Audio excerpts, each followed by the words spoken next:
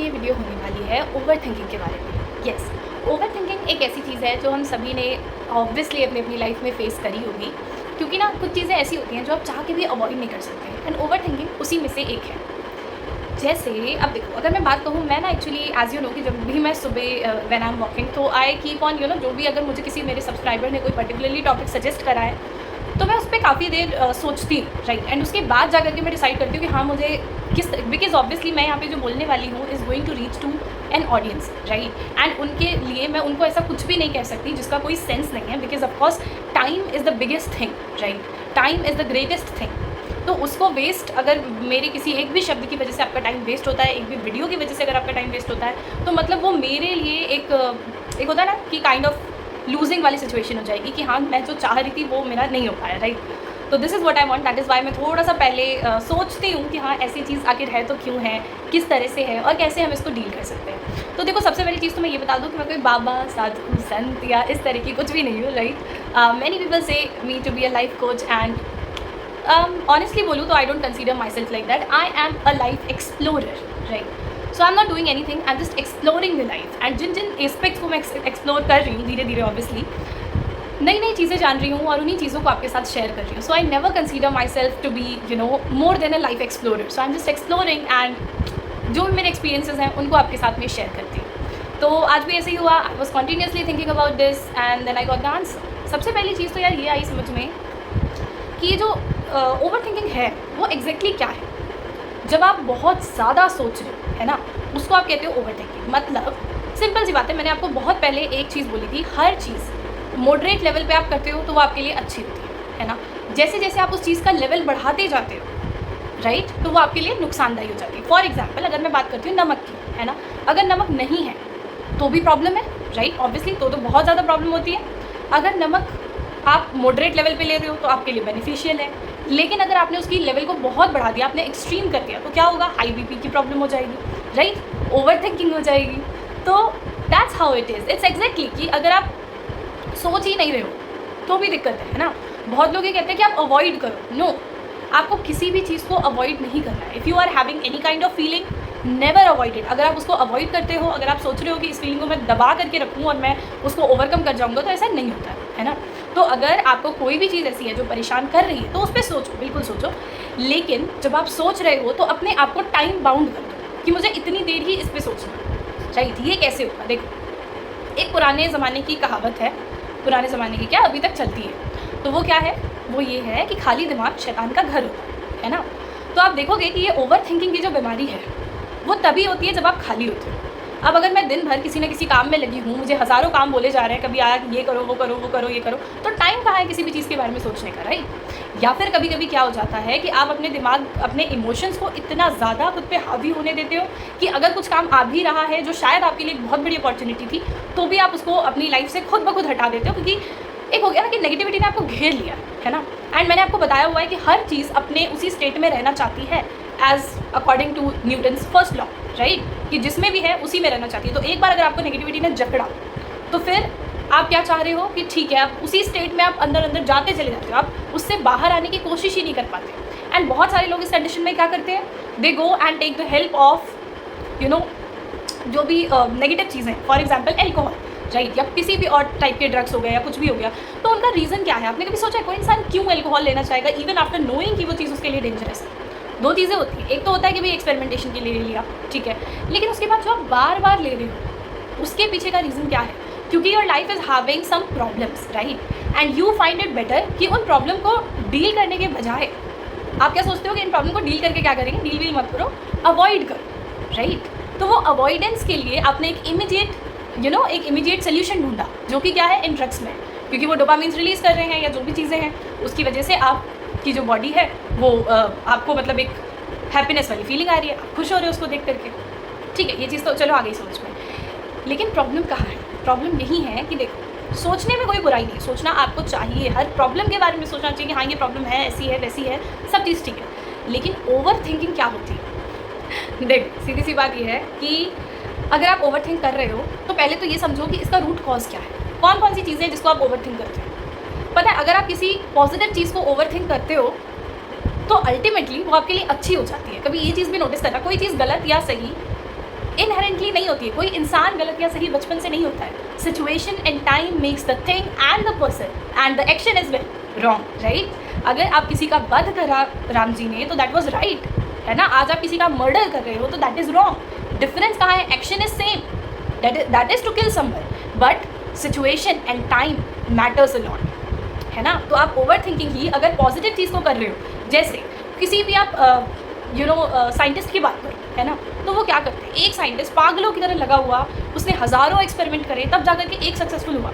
तो आप क्या सोचते हो, उसके माइंड में हर समय वही चीज़ घूमती होगी। वो ओवर थिंक ही तो कर रहा था ना उस चीज़ को लेकर के कि हाँ, जिसकी वजह से उसने एट दी एंड इतने सारे एफर्ट्स के बावजूद भी, मतलब बहुत सारे फेलियर्स हुए, लेकिन ठीक है, उसने उस चीज़ को सोचना नहीं बंद करा, उस पर वर्क करा और फाइनली सोल्यूशन निकाला, right. This is the over thinking जो अच्छी है ना। उसने ये भी है, लेकिन देखो कि उसने फिर अपनी बाकी सारी चीज़ें छोड़ दी, उसकी वजह से भी बहुत ज़्यादा स्ट्रेस हो जो हो। देखते ही हो आप लोग साइंटिस्ट की जो नॉर्मली हम फोटोज़ देखते हैं वो कैसी होती है ना। If you just see them you analyse कि हाँ, ये ज़्यादा किसी और चीज़ पे फोकस ही नहीं है, properly they are thinking about one thing, उस पर लगे हुए हैं बहुत सालों तक, then they come up to a solution. तो इस तरह की ओवर थिंकिंग जो आपको कुछ सिखा रही है, क्योंकि आपका माइंड भूखा है नॉलेज के लिए, जितनी नॉलेज दोगे उतनी नॉलेज वो ले लेगा, राइट। लेकिन वो नॉलेज कैसी दोगे, वो थॉट्स कैसे डालोगे, वो आप पे मैटर करता है। ये चीज़ हमें सीखनी है कि हम किस तरह की नॉलेज अपने माइंड को दे रहे हैं। आप सोशल मीडिया खोलते हो, सोशल मीडिया पे बैठ करके क्या देख रहे हो, ये इंसान वहाँ घूम रहा है, वो वहाँ घूम रहा है, इसकी लाइफ में ये खुशी है,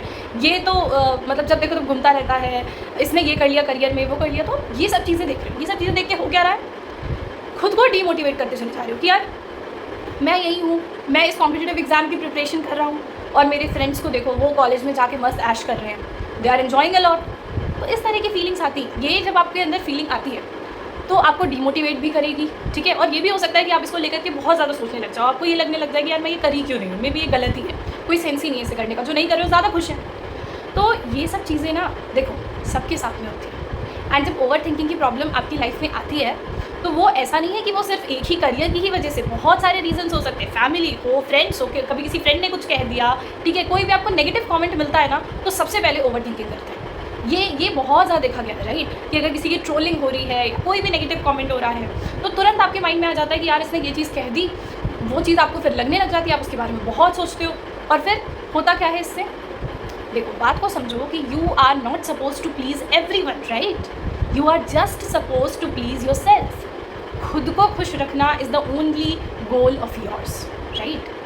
नॉट टू बी, मतलब लोग आपकी रिस्पेक्ट करें, लोग आपको अच्छे से देखें, हर कोई आपके लिए पॉजिटिव सोच रहे, this can't be possible, right. Because आप देखो ना इस अर्थ पे कितने लोग हैं, जितने लोग उतने डिफरेंट विजन, उतने डिफरेंट थॉट्स, इवन उसके 10 गुना डिफरेंट थॉट्स। तो यू कांट जस्ट से कि हाँ मुझे हर इंसान पसंद करे, but you may try your best कि तुम जो भी करो तुम उसको लेकर के एकदम सेटिस्फाइड हो। That is how you can grow. तो जब भी आपको ओवर थिंकिंग की ये दिक्कत होती है तो सीधे से काम बस आपको यही करना है कि देखो सबसे पहली चीज़ मैं शुरुआत से कहती हूँ आपकी आई हूँ कि आपका एक रूटीन होना चाहिए। देखो ये चीज़ मुझे भी बहुत देर से रियलाइज़ हुई है, बट आई नो कि इसकी बहुत ज़्यादा इंपॉर्टेंस है, that is why I am emphasizing so much over it, right. तो अपना एक रूटीन बनाओ, ठीक है। और आपको कुछ भी चीज़ आपकी लाइफ में होती है वो आपको नेगेटिवली इफ़ेक्ट अगर करती है तो आपको ये चीज़ समझनी है कि चलो मान लिया कि मुझे बुरा लग रहा है, ठीक है, एंड मैंने आपसे कहा कि किसी फीलिंग को दबाना नहीं है, तो बुरा लग रहा है तो बुरा लगने दो। 1 घंटा 2 घंटा 3 घंटा 5 घंटा एक पूरी रात आपने दे दिया, ठीक है। खुद की उस ओवर थिंकिंग को मान लो या खुद को समझाने के लिए, खुद को जो भी आपको टाइम देना था कि इस चीज़ से मुझे डील करने के लिए, वो टाइम दो। लेकिन आफ्टरवर्ड्स मूव उससे बस आपको आगे जाना। अब वो चीज़ आपकी लाइफ का हमेशा के लिए एक पार्ट नहीं बननी चाहिए, है ना। क्योंकि होता क्या है, देखो वर्ड्स हम बोलते हैं कि they have the immense power, वो किसी भी इंसान को कभी भी हर्ट कर सकते हैं। लेकिन आपको ये भी तो समझना चाहिए ना कि जब सामने वाला आप दूसरे के वर्ड से तुरंत अफेक्ट हो रहे हैं, लेकिन आपके वर्ड्स दूसरों के लिए क्या कर रहे हैं, you just don't have any idea about it, right. तो ये चीज़ समझो कि ठीक है यार उसने मुझे कुछ बोल भी दिया, बहुत नेगेटिव बोला, ठीक है, how is it going to matter me? Am I what she और he has said about me? No, I am who I am, right. किसी के कहने से, किसी एक स्टेटमेंट से आई कांट गेट चेंज्ड, है ना। Whichever my personality is, it is going to remain the same, right, even after all of this. तो ये चीज़ आपको समझनी है। देखो चिंता और चिंतन 2 ऐसे शब्द होते हैं जिनमें डिफरेंस समझना बहुत ज़रूरी है। प्रॉब्लम्स आएंगी, हमेशा आएंगी, ठीक है, लेकिन उन प्रॉब्लम्स को लेकर के आप चिंता करोगे या चिंतन करोगे ये आपके हाथ में। जब प्रॉब्लम आती है ना तो या तो वो ऐसी होगी जिसमें आप कुछ कर सकते हो, राइट, सीधी सी बात है, आप ओवरथिंक किसी ना किसी प्रॉब्लम, किसी ना किसी नेगेटिव थिंग को लेकर के ही करोगे, है ना। तो या तो आप उसको चेंज कर सकते हो, यू हैव दैट पावर। अगर है तो बिल्कुल उस पर अच्छे से बैठ करके सोचो कि मैं ऐसा क्या करूँ, इसमें चेंजेस लाऊँ जिससे कि आगे से ये चीज़ ना हो। जैसे हमेशा ज़रूरी नहीं है कि कोई नेगेटिव कमेंट आपको डाउनफॉल के लिए ही आ रहा है ना, आपको डिग्रेड करने के लिए ही आ रहा है, नहीं। काफ़ी बार ये भी हो सकता है कि जो नेगेटिव कमेंट आया है वो आपके इम्प्रूवमेंट के लिए आया है, राइट।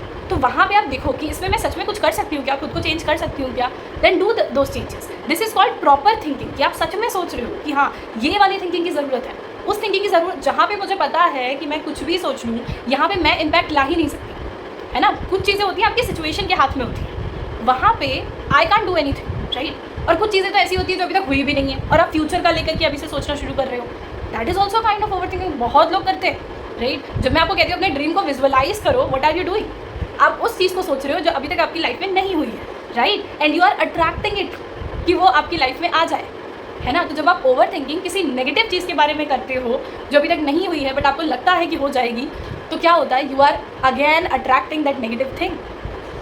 ये माइंड डिफ्रेंशिएट नहीं कर सकता है पॉजिटिव नेगेटिव में, वो डिफ्रेंशिएशन आपको करना है और उसके बाद अपने माइंड को उस तरह से लेके जाना है, उसी डायरेक्शन में लेके जाना है जहाँ पे आप उसे ले जाना चाहते हो। ये नेगेटिव या पॉजिटिव की तरफ कोई और नहीं बताएगा, आपको ही खुद को गाइड करना पड़ेगा, right. This is what I wanted to say. And yes, जैसे मैंने कहा ओवरथिंकिंग के बहुत सारे रीज़न हो सकते हैं। एक होता है रीज़न, मैंने मेरी पिछली वीडियो में बताया हुआ है, जो शायद आप लोगों ने नहीं देखी होगी, क्योंकि ट्रांसफॉर्मेशन सीरीज़ के बाद से I think a lot of people have started watching these videos more. तो yes, I would like to say it once again कि काफ़ी बार ऐसा होता है ना कि आप खुद को ओवर एस्टिमेट करते हो। यस, ओवर एस्टिमेट, आपने अंडर एस्टिमेट तो बहुत सुना होगा। ओवर एस्टिमेट क्या होता है कि अब जैसे ना मुझे जाना है एक स्पीच देने, ठीक है, एंड मैंने खुद को इतना ओवर एस्टिमेट करके रखा हुआ है कि यार अगर मुझे बोलना है तो मुझे बेस्ट ही बोलना है, मुझे ऐसा वैसा कुछ बोलना ही नहीं, ठीक है। मैं एकदम रट के गई हूँ कि भाई मुझे इतनी ही लाइन बोलनी है, इतने ही अच्छे से बोलना है, इसी टोन में बोलना है। वहाँ जाकर के क्या हो गया, मैं भूल गई, right. So what happened, I over estimated my self. बहुत सारी चीज़ों में आप ये करते हो, आप खुद से ओवर एक्सपेक्टेशन भी कर लेते हो। एस्टिमेशन तो चलो ठीक है, वो एक चीज़ हो गई, लेकिन ओवर एक्सपेक्टेशन हम बहुत ज़्यादा करते हैं। हम खुद को ऐसा समझ लेते हैं कि वी आर परफेक्ट, है ना। आपने ये समझ लिया हम परफेक्ट है, हमें जो भी करना है एकदम परफेक्ट होना चाहिए। अगर मैं ये वीडियो बना रही हूँ तो इसमें इतनी से भी गलती ना हो जाए, कुछ भी ऐसा वैसा ना बोल दूँ, कुछ भी उल जुलूल ना बोल दूँ, ऐसा नहीं होता, right. Understand that you are, you know, your imperfections are your true beauty. अगर आप परफेक्टली, हर कोई परफेक्ट होता तो फिर डिफरेंस कहाँ होता। हर कोई ह्यूमन बीइंग है, हर किसी के पास सेम चीज़ें हैं, डिफरेंसेस कहाँ हैं, आपके इम्परफेक्शंस में। यस, आपके इम्परफेक्शंस आपकी रियलिटी है, जिनको आप देखते हो, जिनसे आप सीखते हो। लेकिन अगर आप उनसे डरने लग जाओगे तो आप आगे कैसे बढ़ोगे, इस चीज़ को सोचना है, ठीक है। तो अगर कोई आपको कुछ नेगेटिव कह रहा है या कुछ भी ऐसा आपकी लाइफ में होता है जो आपको ओवर थिंकिंग करने पे मजबूर कर देता है, तो अपने आपके स्केड्यूल के साथ हमेशा लॉयल रहो, ऑनेस्टी बनाए रखो कि मेरा ये स्केड्यूल है, मुझे इस समय से इस समय तक यही करना है और प्रॉपरली मेरे माइंड को वहीं पे दे करके करना है। ऐसा नहीं है कि मैं कर तो कुछ और काम रही हूँ लेकिन अंदर अंदर अभी भी वही थॉट चल रहा है जो नहीं चलना चाहिए था। नहीं, ये सब कैसे होता है, ये सब होता है आपके सेल्फ कंट्रोल से। And I am telling you, एक दिन में ये चेंज भी नहीं आएगा। तो चेंज कैसे आएगा, जब धीरे धीरे करके ना खुद का एक स्केड्यूल बनाना। देखो every, I am just telling you, make a schedule of your self. अपने उठने का टाइम, सोने का टाइम, किस समय आपको पढ़ाई से रिलेटेड चीज़ें करनी है, किस समय आपको थोड़ा टाइम खुद को देना है, किस समय आपको अपनी एक्सरसाइज के लिए, खाने के लिए, इन सब चीज़ों के लिए टाइम निकालना है, वो सब रखो। और बाकी की जो चीज़ें होती है ना लाइफ में, चाहे अप्स एंड डाउन्स आए, चाहे जो भी चीज़ें आए, उन सबको ऐसे समझ लो कि यार ये सब तो मतलब ठीक है, एडिशनल है। जो मेरे लाइफ का नॉर्मल स्केड्यूल है वो एज इट इज़ रहना चाहिए, ठीक है। Obviously you are not suppose to be very strict to it, क्योंकि काफ़ी बारी अगर मान लो किसी को आपकी हेल्प चाहिए तो आप वहाँ पे ये नहीं कह सकते कि नहीं मैं मेरा स्केड्यूल नहीं छोड़ करके आऊँगी, तो ऐसा नहीं होता है। बट स्टिल इस चीज़ को आपको बहुत ज़्यादा समझने की ज़रूरत है कि आपको, है ना, अपना एक स्केड्यूल रखना है। उस स्केड्यूल में जब आप खुद को बाइंड रखते हो तो आपको टाइम ही नहीं मिलता है किसी भी नेगेटिविटी की तरफ खुद को जाने देने का, है ना। अब मान के चलो कि मेरे को ओवर थिंकिंग कर रही हूँ मैं अबाउट सर्टेन टॉपिक्स, ठीक है, तो होगा क्या, अगर मेरे पास कुछ काम ही नहीं है दिन भर तो मेरा माइंड डाइवर्ट हो पाएगा क्या, कभी नहीं हो पाएगा, है ना, कभी भी नहीं हो सकता, हो ही नहीं सकता। बट जब मैंने मेरे माइंड को थोड़ा शांति दिया, मैंने जो मेरा डेली का रूटीन है कि भाई मुझे मेडिटेशन करनी है, तो अगर मैं मेडिटेशन कर रही हूँ तो मैं क्या कर रही हूँ, मैंने कुछ देर के लिए मेरे थॉट्स को क्विट कर दिया। समझ में आई बात, कुछ देर के लिए थॉट्स को ही क्विट कर दिया। तो क्या वो थॉट्स आएंगे, आ ही नहीं सकते जब थॉट्स ही क्विट कर दिए तो, राइट। उसके बाद मैंने क्या करा, मैं गई मेरी वॉक पे, खुद से बातें करी, ठीक है। तो हो क्या रहा है, मैंने एक आपको रिचुअल बताया था ऑपोजिट थिंकिंग का, कि जैसे नेगेटिव थॉट आए तुरंत एक पॉजिटिव थॉट दो, राइट। अब हो क्या रहा है, जैसे ही मुझे वो थॉट आ रहा है तुरंत, क्योंकि देखो अपने माइंड पे कंट्रोल करना हम शुरू से सीखते हुए आ रहे हैं, है ना। तो जब आप अपने माइंड को कंट्रोल करने लग जाते हो, देखने लग जाते हो कि यार अब ये थॉट वापस आ गया, देखो 4 बार यही थॉट आया, अब नहीं आना चाहिए, अब कुछ और लाते हैं, ऐसे करके ना। जब देखो आई नो कि किसी भी ऐसी सिचुएशन में जब आप सच में परेशान होते हो तो ये सारी फिलोसॉफिकल बातें बहुत मुश्किल होती हैं रियल में फॉलो करना, लेकिन अगर ये चीज़ें आपका शुरू से रूटीन रही है ना तो आपकी रूट स्ट्रॉन्ग हो जाती है, वहाँ पे ऐसी कोई भी प्रॉब्लम आपको हिला तक नहीं सकती। इसीलिए मैं कहती हूँ कि ऐसा नहीं है कि आप देखो, एक सच्चा प्लेयर वही होता है जो थ्रू आउट द लाइफ खेलता है ना। अगर किसी को नीट का एग्ज़ाम क्वालिफाई करना है तो वो एक दिन में नहीं करेगा ना, या एक हफ्ते में तो नहीं करेगा, उसकी प्रॉपर प्रिपरेशन 1 साल 2 साल 3 साल इतने टाइम से चल रही होती है। वही चीज़ आपको करनी है, ये आपकी लाइफ का गेम है, तो गेम में बॉल आएगी उसी टाइम आप एकदम रेडी होना थोड़ी शुरू करोगे, रेडी तो आपको पहले से होना पड़ेगा। तो जब आप अपने हैप्पी मूड में हो, अभी नॉर्मल हो एकदम, तभी से इस रिचुअल को शुरू करो, तभी से अपना एक स्केड्यूल बनाओ, ताकि जब इन फ्यूचर कोई भी आपकी लाइफ में बुरी से बुरी भी प्रॉब्लम आए तो भी आप उसके साथ में डील कर पाओ, राइट। क्योंकि बहुत लोग, आप सेलिब्रिटीज़ को जाके देखो, करियर है, पैसा है, सब कुछ है, प्रॉब्लम कहाँ है? मेंटल पीस नहीं है ना, ब्रेकअप्स हो जाते हैं, स्टेबिलिटी नहीं है, अपनी रूट खुद से ही कनेक्टेड नहीं है, पूरी दुनिया से कनेक्टेड है लेकिन खुद से ही कनेक्टेड नहीं है, जिस वजह से कितने सुसाइड्स होते हैं, कितने लोग अपने करियर को डुबा लेते हैं, राइट।